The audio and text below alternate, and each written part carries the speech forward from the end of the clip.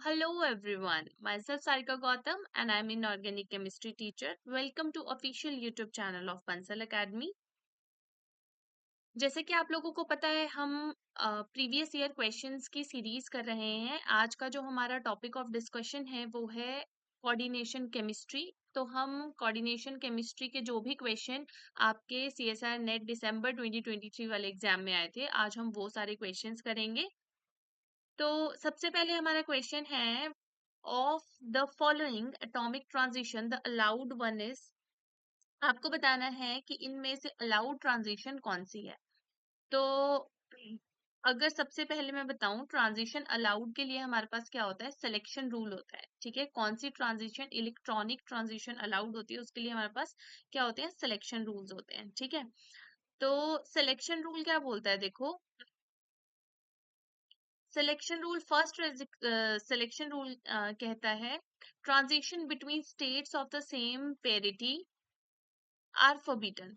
ठीक है, मतलब कि सेम पेरिटी का मतलब क्या होता है, जब हम बात करते हैं symmetry with respect to the centre of inversion, यानी कि इसका क्या मतलब हुआ कि हमारे पास क्या होता है कि जो G टू G ट्रांजिशन होती है या फिर U टू U ट्रांजिशन होती है वो हमारे पास कैसी ट्रांजिशन होती है, फॉरबिडन ट्रांजिशन होती है। ठीक है, G टू G मतलब या तो S टू S ट्रांजिशन हुई या तो D टू D ट्रांजिशन हुई। ठीक है, या फिर हमारे पास S टू D ट्रांजिशन हो गई या P टू P ट्रांजिशन हो गई। ठीक है, अगर बात करें देखो एस एस की तो दोनों की जो सिमेट्री होती है वो जी रेड होती है। ठीक है, डी डी की बात करें यहाँ पे भी सिमेट्री जी रेड होती है। वैसे ही अगर हम एस टू डी ट्रांजिशन की बात करें इनकी सिमेट्री भी क्या होती है, दोनों की जी रेड होती है।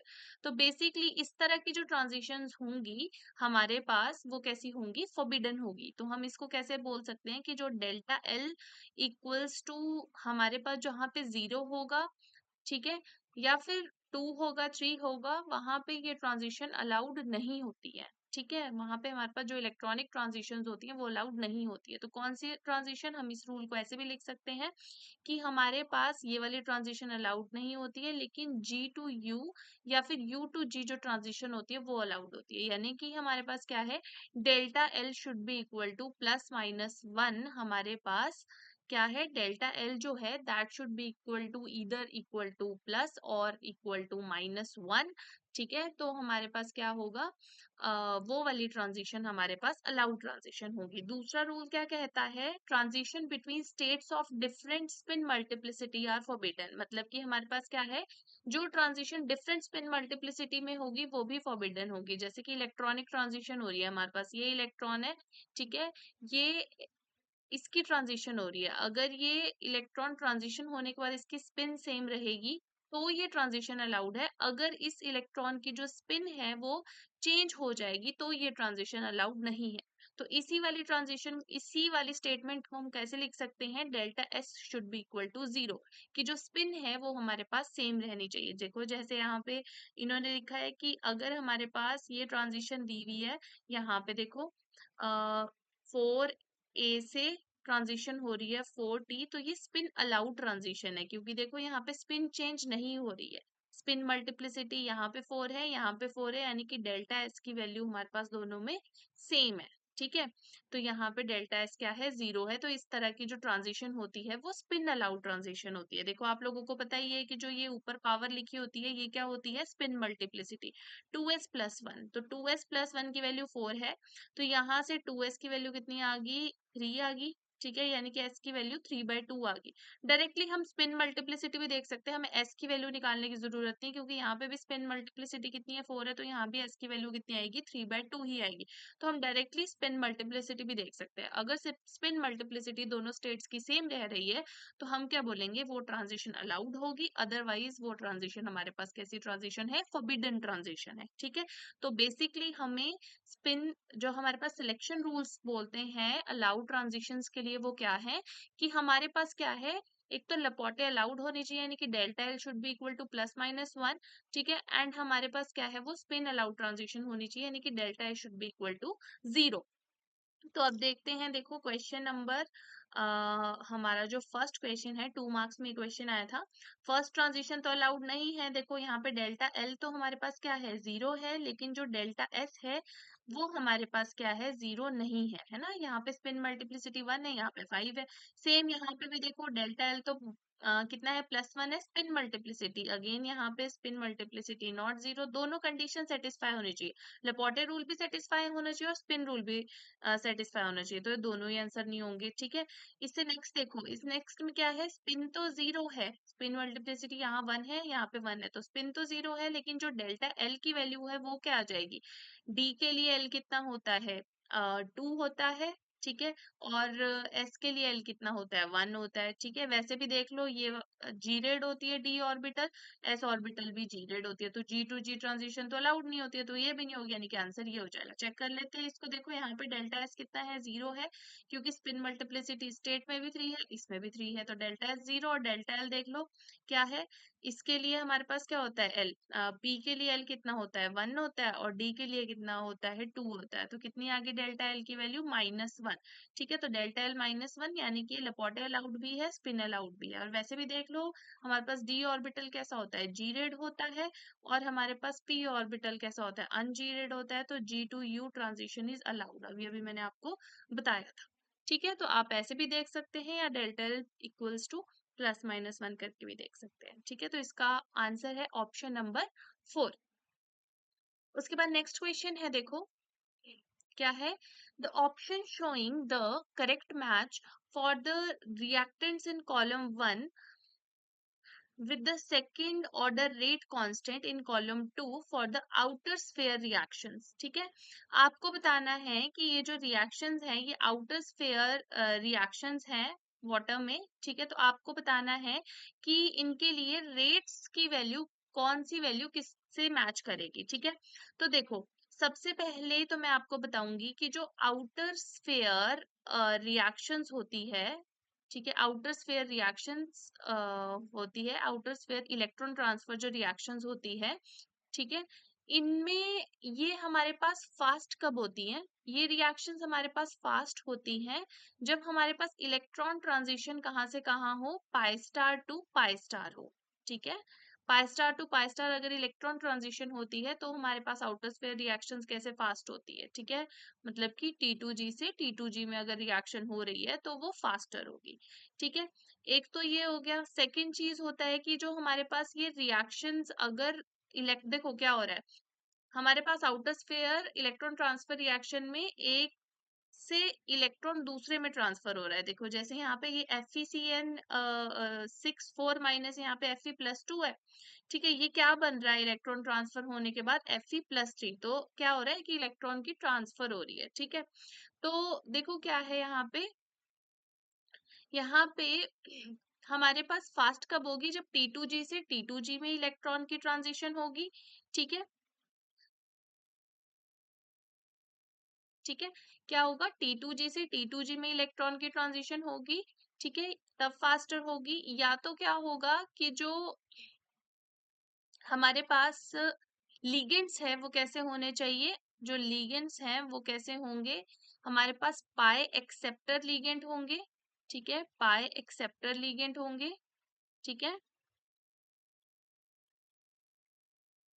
अच्छा ठीक है, अभी मैंने शायद आपको कुछ और बता दिया। यहाँ पे देखो Fe+2 से इलेक्ट्रॉन ट्रांसफर किस में होना है, Fe+3 में होना है। मैंने आपको शायद ऐसे बोल दिया कि Fe+2 से इलेक्ट्रॉन ट्रांसफर हो रहा है, Fe+3 बन रहा है, नो, यहाँ पे ये रिएक्शन दी है कि Fe+2 से इलेक्ट्रॉन ट्रांसफर होगा Fe+3 में, ठीक है।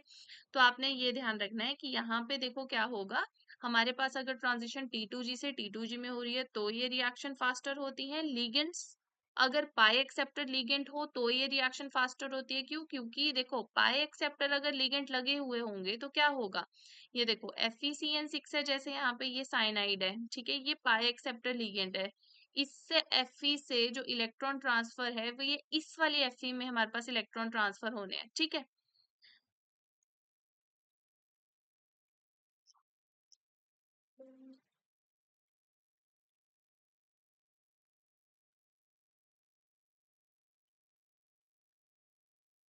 तो देखो इस Fe से इलेक्ट्रॉन ट्रांसफर यहाँ पे लिखते हैं, सो कट करते हैं, यहाँ पे लिखते हैं, हमारे पास क्या है, Fe+2 से, और यहाँ पे CN लिगेंड लगे हैं, ठीक है। यहाँ पे Fe+3 में इलेक्ट्रॉन ट्रांसफर होने हैं। ठीक है, तो देखो अगर पाई एक्सेप्टर लिगेंड्स लगे हुए होंगे तो पाई एक्सेप्टर लिगेंड्स क्या करेंगे, इलेक्ट्रॉन को अपने में एक्सेप्ट कर लेंगे और फिर इलेक्ट्रॉन ट्रांसफर जो होगा फिर वो इस वाले Fe में हो जाएगा। तो बोलने का मतलब क्या है कि इस तरह से जो पाई एक्सेप्टर लिगेंड्स होते हैं वो इलेक्ट्रॉन्स को विड्रॉ करने में हेल्प करते हैं। ठीक है, तो अगर लिगेंड्स पाई एक्सेप्टर लगे हो तो भी रिएक्शंस का जो रेट होता है वो फास्टर हो जाता है। क्लियर है? उसके अलावा जैसे कि हमारे पास चिलेटिंग लिगेंड्स लगे हों, ठीक है, चिलेटिंग लिगेंड्स लगे हों, वो भी रिएक्शन के रेट को क्या करते हैं, फास्टर करते हैं। क्लियर है? तो देखो चलो अब शुरू करते हैं। ओके, एक और पॉइंट नोट करना है कि रिएक्शन अगर क्या हो, हमारे पास स्पिन अलाउड हो। ठीक है, स्पिन अलाउड का मतलब क्या होता है, जैसे अभी अभी हमने किया था सिलेक्शन रूल, मतलब कि delta H should be equal to 0। तो अगर स्पिन अलाउड ट्रांजिशन है तो भी हमारे पास आउटर स्फीयर रिएक्शंस का जो रेट होता है वो फास्टर हो जाता है। ठीक है, तो ये सारे पॉइंट्स ध्यान में रखने हैं और फिर हम क्वेश्चन सॉल्व करते हैं। चलो, तो देखो इसमें सबसे पहले हमारे पास जो रिएक्शन दी है वो है FeCN6 4 माइनस। ठीक है,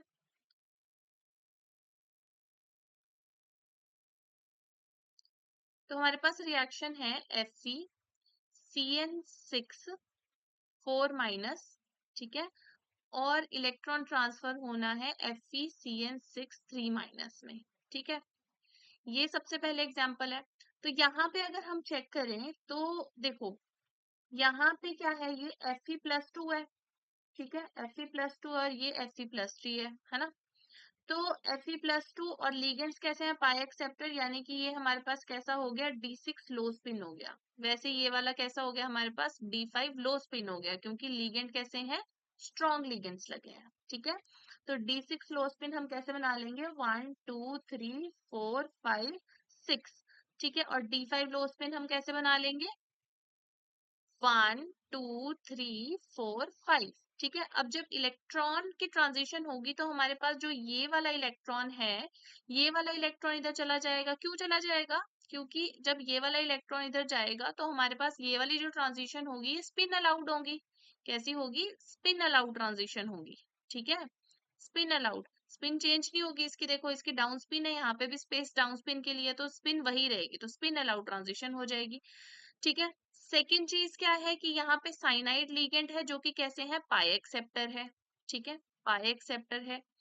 ठीक है, नेक्स्ट चीज क्या है, जो ये ट्रांजिशन है हमारे पास वो कैसी हो रही है, वैसे तो फर्स्ट पे आना चाहिए कि वो T2G टू T2G ट्रांजिशन है। ठीक है, तो ये सारी चीजें यहाँ पे सेटिस्फाइड होती है, तो सारे पॉइंट्स लिख लेंगे फिर कंपेयर करेंगे। उसके बाद क्या है हमारे पास, FeH2O6 2+। ठीक है, और दूसरा है FeH2O6 3+। ठीक है, तो यहाँ पे देखो, यहाँ पे भी हमारे पास जो इलेक्ट्रॉन ट्रांसफर है वो कहाँ से कहाँ हो रहा है, Fe+2 से Fe+3 में इलेक्ट्रॉन ट्रांसफर हो रहा है। ठीक है, Fe+2 हमारे पास हो गया D6, लेकिन अब की बार लिगेंड वाटर है। ठीक है, तो ये वीक लिगेंड्स में आ जाता है। Fe के केस में तो हमारे पास यहाँ पे ये कैसा हो जाएगा, हाई स्पिन। ठीक है, तो D6 हाई स्पिन अगर आप बनाते हो, कैसे बनेगा आपके पास, 1 2 3 4 5 6। ठीक है, वैसे ही अगर आप Fe+3, हमारे पास क्या है, D5 हाई स्पिन है। हाई स्पिन क्योंकि again water is a week ligand, Fe+3 में वाटर वीक की तरह काम करेगा, 1 2 3 4 5। ठीक है, तो अब देखो यहाँ पे अगर इलेक्ट्रॉन की ट्रांजिशन होनी होगी तो ऑब्वियसली ये वाला इलेक्ट्रॉन जो होगा इसकी ट्रांजिशन होगी, क्योंकि इस इलेक्ट्रॉन की ट्रांजिशन होने से नंबर 1 हमारे पास कैसी ट्रांजिशन हो जाएगी, ये स्पिन अलाउड ट्रांजिशन हो जाएगी। ठीक है, एंड नंबर 2 हमारे पास जो ट्रांजिशन है वो T2G से T2G में हो जाएगी। ठीक है, तो अगर हम देखें कि ऊपर वाले में एक एक्स्ट्रा चीज आ रही है कि यहाँ पे साइनाइड लिगेंड प्रेजेंट है और नीचे वाटर प्रेजेंट है, यानी कि जो फर्स्ट वाली हमारे पास ये वाली रिएक्शन है, फर्स्ट वाली, ठीक है, तो जो हमारे पास ये फर्स्ट वाली है ए वाली रिएक्शन, ठीक है, ये फास्टर होगी किससे, बी से। तो जो ए वाली रिएक्शन का रेट है वो तो बी वाली रिएक्शन के रेट से फास्टर हो। क्लियर है, इतना तो आपको समझ आ गया होगा।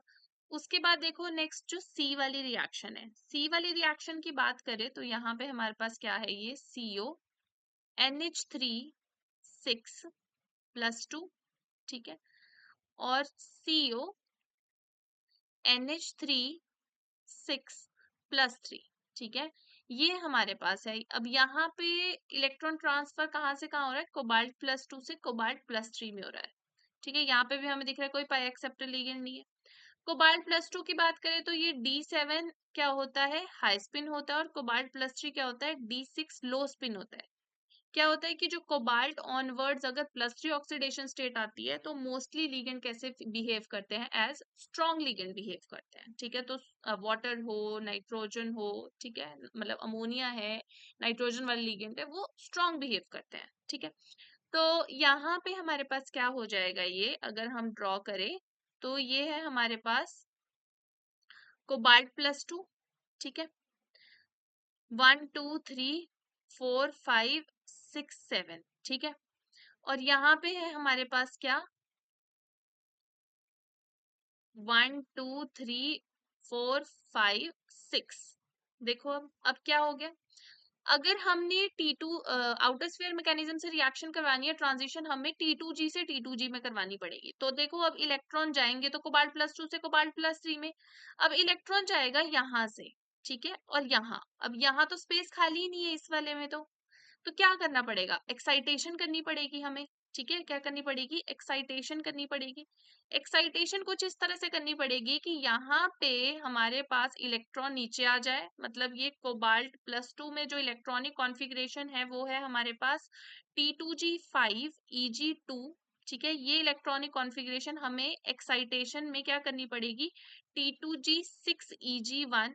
ठीक है, ये हमारे पास एक्साइटेड स्टेट है, एक्साइटेड स्टेट।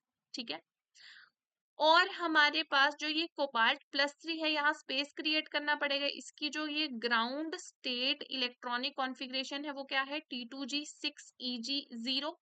ठीक है, इलेक्ट्रॉन एक्साइटेशन के बाद हमें इसकी स्टेट कैसी करनी पड़ेगी, T2G5, सो दैट इधर स्पेस क्रिएट हो जाए, एंड Eg1। ठीक है, अब हमारे पास इलेक्ट्रॉन जब ट्रांजिशन होगी तो ये इसमें से इलेक्ट्रॉन अब इसमें जा सकता है क्योंकि T2G5 है। अब ये स्पिन अलाउड, मतलब स्पिन अलाउड ट्रांजिशन करवानी पड़ेगी। ये क्या बन जाएगा, T2G5 Eg1। ठीक है, और ये क्या बन जाएगा हमारे पास, T2G6 Eg1। ठीक है, तो अब देखो, अब इलेक्ट्रॉन ट्रांसफर हो गया। ठीक है, ये क्या बन गया, D7, और ये क्या बन गया हमारे पास, D6। ठीक है, तो अब इसने इलेक्ट्रॉन को ट्रांसफर कर दिया, अब ये कोबाल्ट +3 बन गया, और इसने इलेक्ट्रॉन को ले लिया तो ये कोबाल्ट +2 बन गया। ये एक्साइटेड स्टेट में हमारे पास हुई है ट्रांजिशन, दोबारा से ये ग्राउंड स्टेट में आ जाएगी। ये क्या बन जाएगा, कोबाल्ट +3 आपको पता है कैसे होता है, T2G6 Eg0। ठीक है, और ये वाली स्टेट कैसे बन जाएगी हमारे पास, T2G5 Eg2। ठीक है, तो ये हमारे पास फाइनल आंसर आ जाएगा इलेक्ट्रॉन ट्रांजिशन के बाद। बट हम क्या बोल सकते हैं यहाँ से कि हमारे पास यहाँ पे, अगर हमने इस वाली यहाँ पे इलेक्ट्रॉन ट्रांसफर करवाना है तो हमें क्या करना पड़ेगा, इलेक्ट्रॉन्स की एक्साइटेशन करवानी पड़ेगी, ये करवाना पड़ेगा। और इलेक्ट्रॉन की एक्साइटेशन करवाने के लिए हमें एनर्जी को प्रोवाइड करना पड़ता है। ठीक है, एनर्जी शुड बी गिवन। ठीक है, तो ही हमारे पास क्या होगी, इलेक्ट्रॉन एक्साइटेशन होगी, यानी कि यहाँ पे जो इलेक्ट्रॉन ट्रांसफर होगा वो थोड़ा सा टफ है, लेकिन यहाँ पे ऐसा कुछ नहीं हो रहा था। ये बढ़िया से हमारे पास जो ए और बी रिएक्शंस थी, स्पिन अलाउड थी। ठीक है, T2G से T2G ट्रांजिशन इजीली हो रहा था। लेकिन यहाँ पे जो हमारे पास ये वाली कोबाल्ट वाली रिएक्शन है, ये प्रॉब्लमेटिक थी। इन ट्रांजिशन को करवाने के लिए हमें एक्साइटेड स्टेट में जाना पड़ रहा था, तो एनर्जी देनी पड़ रही थी, तो ये रिएक्शन कंपैरेटिवली स्लो हो जाएगी।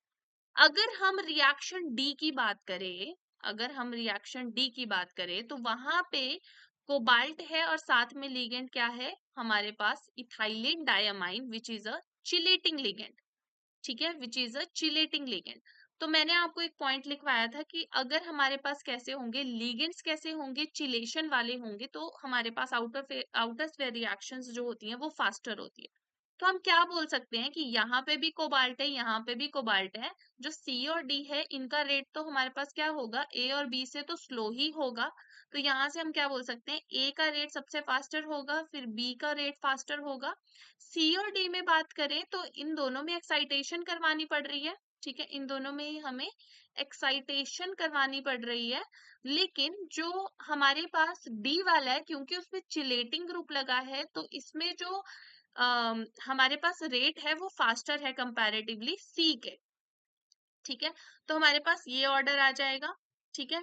तो अगर हम मैच करेंगे तो हमारे पास क्या है, जो सबसे ज्यादा वैल्यू क्या है, 10⁵5, फिर क्या है, यानी कि बी का क्या हो जाएगा, 3 हो जाएगा, ठीक है। उसके बाद हमारे पास क्या है, डी का 10⁻⁻4 हो जाएगा, ठीक है। और जो सी है उसका ऑप्शन हो जाएगा 10⁻⁻6, जो कि सबसे कम है। तो देखो ऐसा कौन सा ऑप्शन है, शायद ये ऑप्शन 1 है, ए का 1, बी का 2, सी का 3 एंड डी का 4, ठीक है। तो इसका आंसर जो है that is option number 1। Okay, उसके बाद देखो नेक्स्ट क्वेश्चन है, the option showing the correct match of metal complex in column 1 with the corresponding delta O values in column 2। तो आपको मैच करना है डेल्टा ओ की वैल्यू से, ठीक है। डेल्टा ओ होती है हमारे पास क्रिस्टल फील्ड स्प्लिटिंग, ठीक है, क्रिस्टल फील्ड स्प्लिटिंग, ठीक है।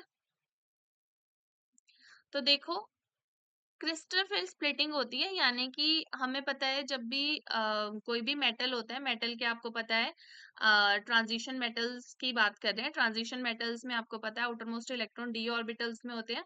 तो डी ऑर्बिटल्स क्या करते हैं, जैसे ही लिगेंड्स डी ऑर्बिटल्स की तरफ अप्रोच करते हैं तो डी ऑर्बिटल्स में बेसिकली उनकी एनर्जी जो होती है वो सेम नहीं रहती है, डी ऑर्बिटल्स की एनर्जी क्या हो जाती है, उसमें स्प्लिटिंग हो जाती है, ठीक है। तो अगर हम ऑक्टाहेड्रल फील्ड की बात करें, क्योंकि यहाँ पे ऑक्टाहेड्रल फील्ड ही है, सारे 6 लिगेंड्स ही है, ठीक है। तो यहाँ पे क्या है, तो हमारे पास T2G ऑर्बिटल की एनर्जी इतनी हो जाती है और EG ऑर्बिटल की एनर्जी रिपल्जेंस की वजह से ज्यादा इंक्रीज हो जाती है, ठीक है। तो जितनी ज्यादा स्प्लिटिंग होगी उतनी ज्यादा हमारे पास डेल्टा O की वैल्यू आएगी। तो हमें ये चीज बतानी है कि किसमें क्रिस्टल फील्ड स्प्लिटिंग हमारे पास ज्यादा होगी, ठीक है। तो जो क्रिस्टल फील्ड स्प्लिटिंग होती है, जो ये डेल्टा ओ की वैल्यू होती है, एक तो ये किसके ऊपर डिपेंड करती है, चार्ज के ऊपर डिपेंड करती है। क्योंकि देखो बेसिकली ये जो स्प्लिटिंग हो रही है ये क्यों हो रही है, क्योंकि देखो मेटल के डी ऑर्बिटल में इलेक्ट्रॉन्स होते हैं, मेटल का जो डी ऑर्बिटल्स होती हैं, मेटल के जो डी ऑर्बिटल्स होती हैं इनमें इलेक्ट्रॉन्स होते हैं, ठीक है। और जो लीगेंड्स अप्रोच करते हैं, जब भी लीगेंड्स अप्रोच करते हैं इन मेटल्स की तरफ को, तो लीगेंड्स भी कैसे अप्रोच करते हैं, इलेक्ट्रॉन्स के थ्रू। इलेक्ट्रॉन इलेक्ट्रॉन रिपल्जेंस होने की वजह से क्या होता है, इन डी ऑर्बिटल्स में रिपल्जेंस फील करते हैं डी ऑर्बिटल, जिसकी वजह से इनकी पोटेंशियल एनर्जी बढ़ जाती है।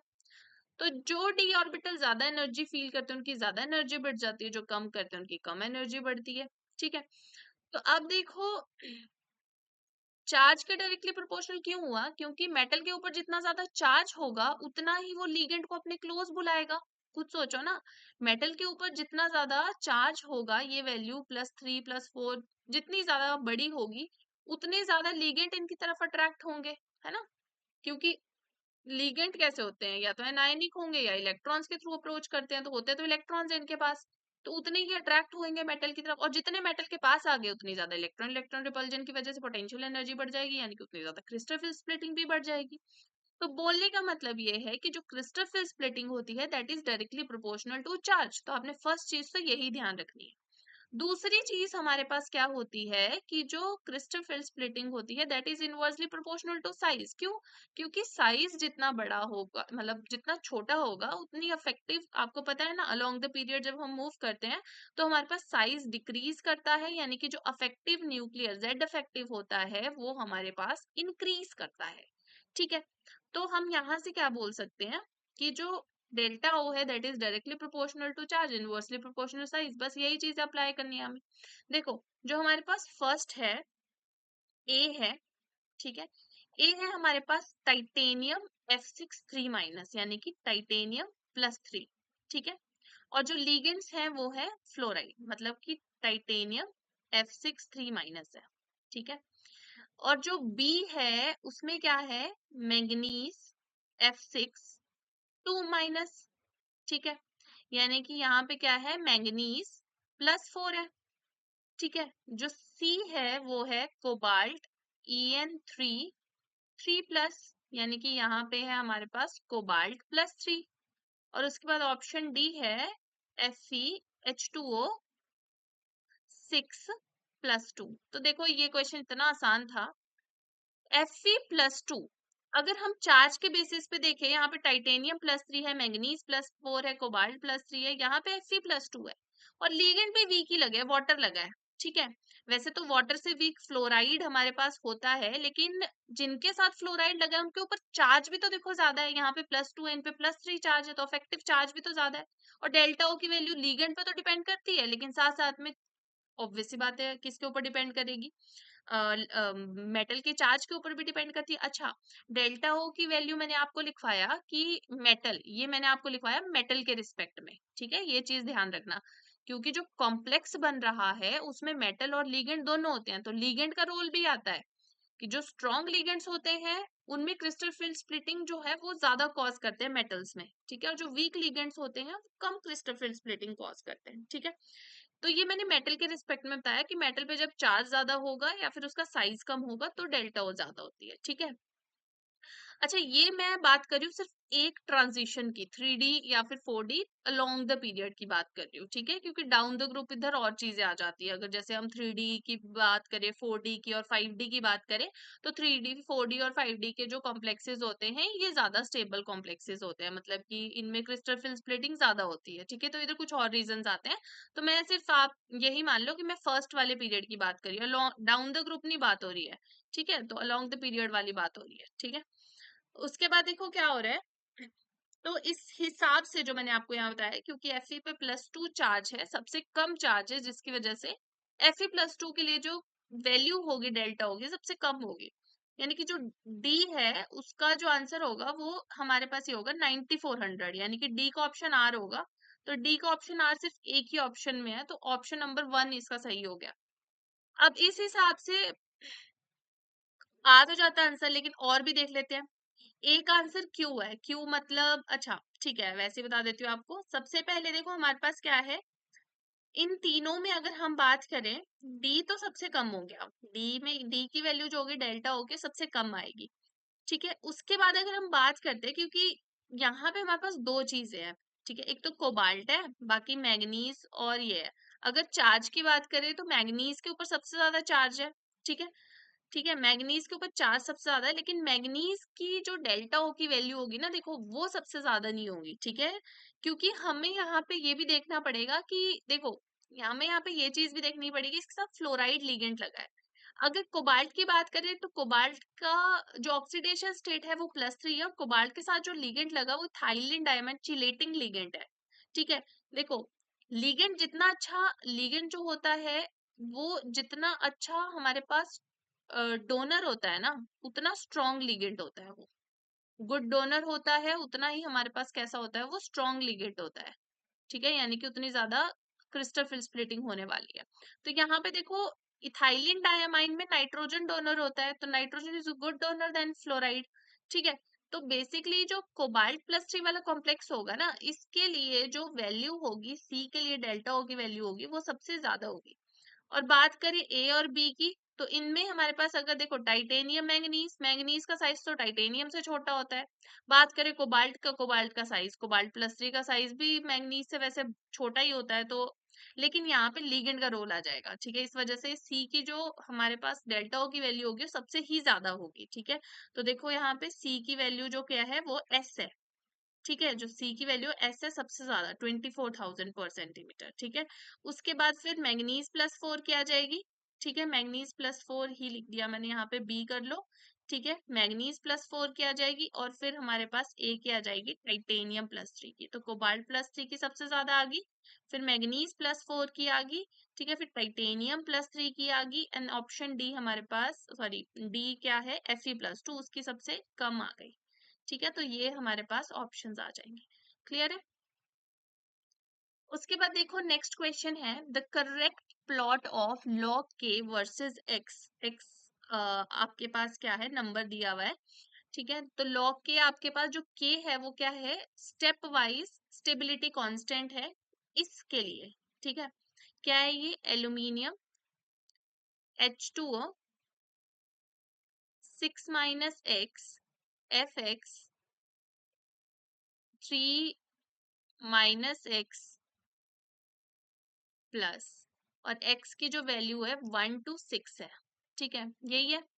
तो यहाँ पे देखो ये एल्यूमिनियम हो गया H2O,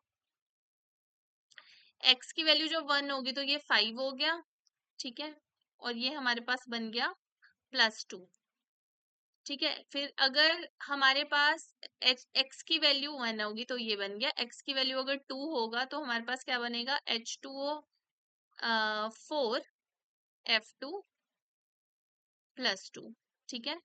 और अगर हमारे पास x की वैल्यू 3 होगी तो क्या बन जाएगा, ये H2O, ठीक है, 3 F3, ठीक है, यहाँ पे +1 आएगा, ठीक है।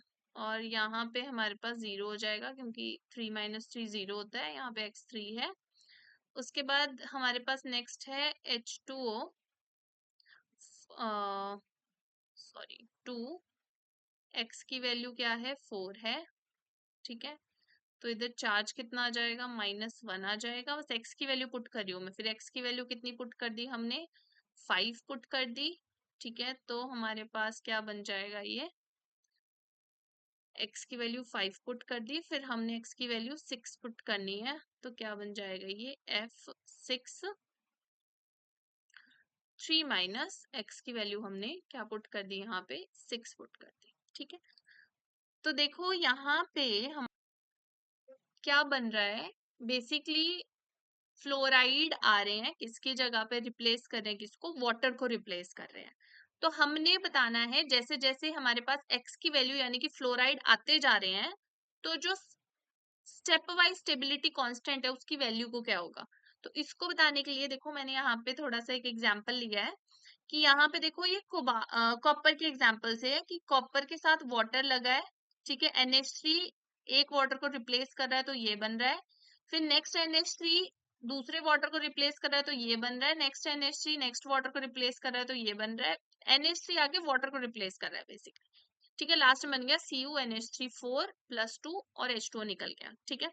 हर एक स्टेप में क्या है, H2O निकल रहा है, अमोनिया आ रहा है, H2O निकल रहा है, अमोनिया आ रहा है। तो log K की वैल्यू को अगर हम देखें तो log K की वैल्यू क्या हो रही है, घटती जा रही है।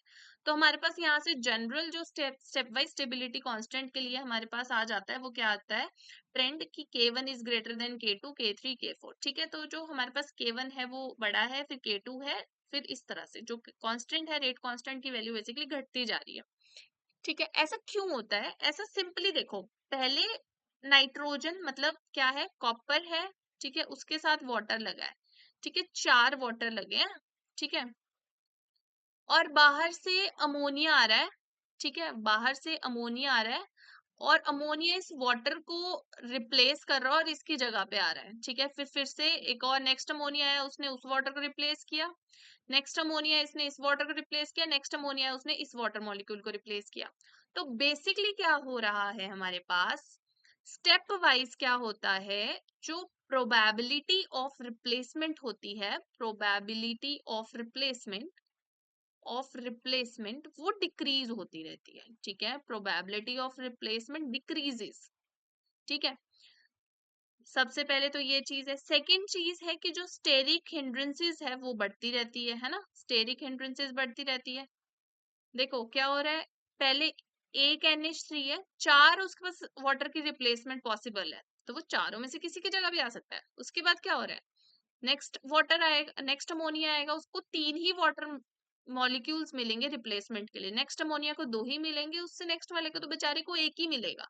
तो बेसिकली प्रोबेबिलिटी ऑफ रिप्लेसमेंट घटती जा रही है और स्टेरिक हिंड्रेंस भी बढ़ती जा रही है। जैसे पहले अमोनिया आएगा, उसको एक अमोनिया ऑलरेडी उसको हिंडर्ड मिलेगा, 3 के पास जाना है उसको, ठीक है। तो क्या हो रहा है, स्टेरिक हिंड्रेंसेस भी क्या होती जा रही है, बढ़ती जाती है।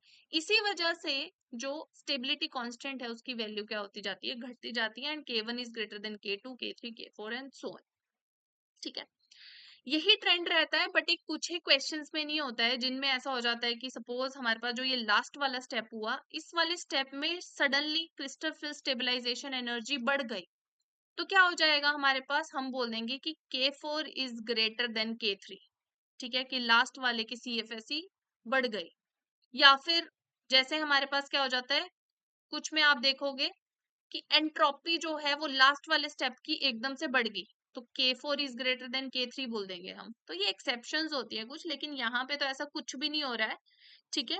वाटर की जगह में सिंपली फ्लोराइड आ रहा है और कोई एंट्रोपी बढ़ने वाला या फिर कोई फैक्टर नहीं है। एक वाटर जा रहा है, एक फ्लोराइड आ रहा है, तो एंट्रोपी में भी कोई चेंज नहीं आ रहा है। प्लस एल्यूमिनियम के साथ पहले वाटर लगा था जहां पे ऑक्सीजन था डोनर, अब उसके साथ फ्लोराइड लग रहे हैं, तो कोई ऐसा खास फर्क भी नहीं आ रहा है कि CFSC कुछ बढ़ेगी ज्यादा। तो बोलने का मतलब क्या है, यहाँ पे जो रेगुलर ट्रेंड है वही चलेगा, ठीक है। तो क्या होगा बेसिकली, जो फर्स्ट वाला आंसर है देखो वो सही आ जाएगा। फर्स्ट वाला ग्राफ कि log k की वैल्यू x की वैल्यू बढ़ने से क्या हो रही है, घट रही है उसकी वैल्यू, ठीक है।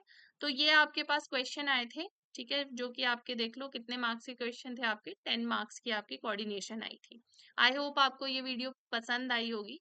पसंद आई होगी तो आप इस वीडियो को लाइक करो और ज़्यादा से ज़्यादा लोगों में शेयर करो और हमारे यूट्यूब चैनल को सब्सक्राइब करो, सो दैट आप इसी तरह की और वीडियोस भी देख सकें। Thank you so much.